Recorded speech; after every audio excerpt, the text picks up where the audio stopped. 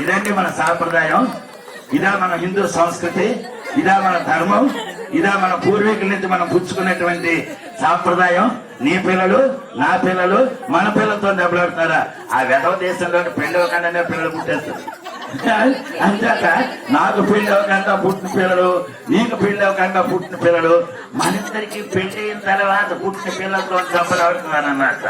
ఇదండి మన సాంప్రదాయం, ఇదా మన సంస్కృతి. కాదే మన సంస్కృతి ఏంటండి?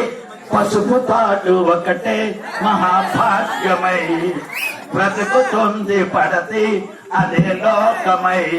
భారతదేశంలో స్త్రీ ఆ పసుపు తాడు కట్టిన మరుక్షణం